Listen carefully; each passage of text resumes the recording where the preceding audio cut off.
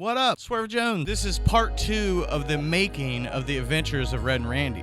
We're going to talk about sprites. Now, since I'm familiar with animations, I'm going to be using a program called Anime Studio, which is an older version of Moho Animation, or what is now called Moho Animation. Now, with this program, it allows me to make bone rigs. So I'm able to make a group and build out all of my images, such as arms, head, feet, legs, pelvis, torso, so on. And then I'm able to construct bones in that group.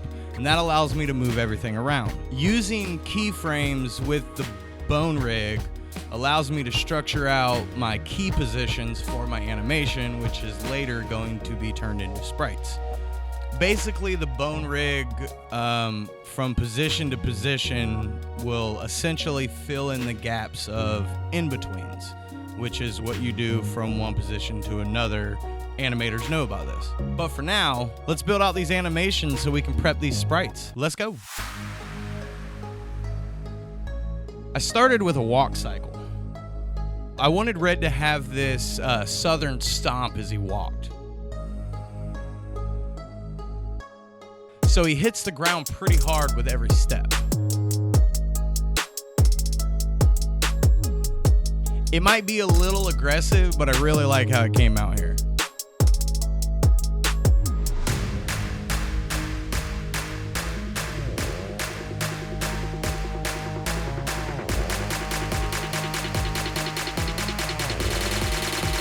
It's very middle-aged man angry stomp as he walks. Moving on to idle positions, we needed something so when you're not moving the character, he's just kind of standing there, right? And much like the old Sonic games, you know, Sonic would tap his foot or I think take a nap. I'm not quite sure, but I wanted to do things like that. So I made 3 different idle versions thus far of Red.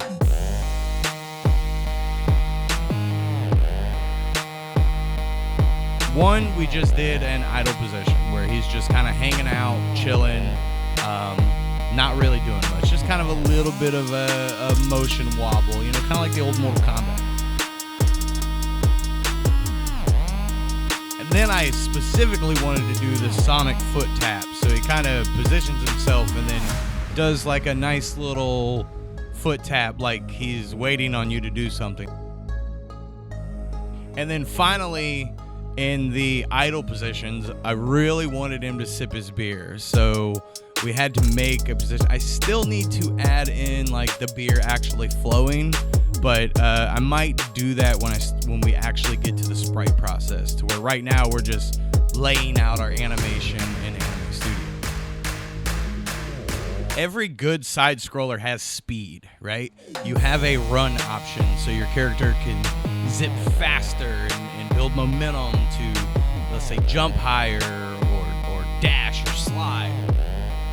And we have to use the fundamentals of animation here because it's a little more going on. So we have to squish him down, and then he pulls out and stretches into the sky, and then squishes up when he hits the top, and then stretches back down and squishes again. So he's very, almost, not quite, but almost rubbery as he goes up and down. All right, so we got an idle, or we got 3 idles. We have a walk cycle, we have a run cycle. Now we need damage and death.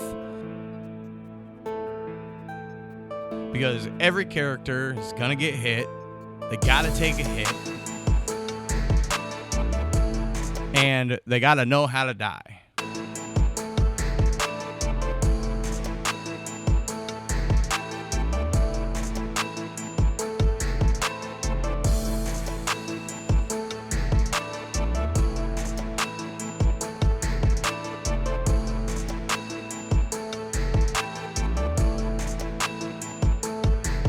I wanted his damage attack to kind of pull back, almost like he leaps back and his hat comes off and then he comes forward. It's the same thing with the jump. I wanted his hat to come off of his head when he's midair. So when he gets attacked, I wanted the same thing, like his hat kind of pulls off of his head and then comes back. It's a lot of fantasy, but it'll make for a cool animation. When he sees his demise, I wanted him to have this wobble to him, and then he falls back. So he kind of wobbles back and then goes forward and then flop, lands on his back. If you've been paying attention to all of this, you'll notice that his beard kind of flows and floats.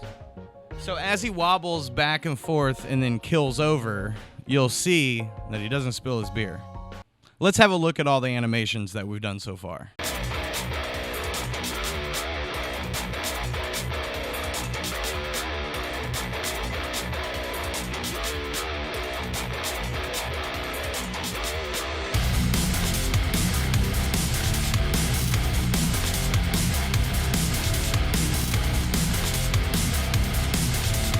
Now, if you're paying attention through his walk cycle, his run cycle, his damage, his falls, his jump, he never spills his beer. It's important that the Red and Randy characters never spill their beers. No matter what we do, even though this is probably just going to be one stage for now, we don't want them to ever spill their beers. So I made sure to make it where his beer is always upright. You'll notice that his hair and his beard are all kind of flowing when he moves, almost like it has wind to it. Movement, torque, force, and that is actually what we use. We use bone dynamics and restraints to allow for torque, spring, and dampening. And then also the constraints keep those from going too far. Because one of the problems I was having is I didn't have constraints on, so they were spinning wildly as he would move. Full rotations and just blah, and his pulling his hair out every direction. If you enjoyed the adventures and the making of the sprites for Red and Randy, or at least the animations for the sprites of Red and Randy, comment on how you feel about the game. Any suggestions, any ideas? Do you like the design? Do you not like the design? Or do you just want to say hi? Swing by swervyjones.com and check out the summer line that's available now, and all kinds of stickers and prints that we have. We will be doing some Red and Randy stuff in the very near future. You can also sign up on Patreon if you want to support not just this, but everything that I'm doing, more animations, more video games, just content in general. And shout out to the Patreons. If it wasn't for you guys, none of this would be possible. I appreciate you.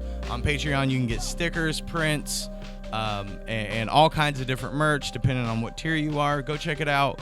Come support. Come be part. Thank you, and we'll see you on the next one. Peace.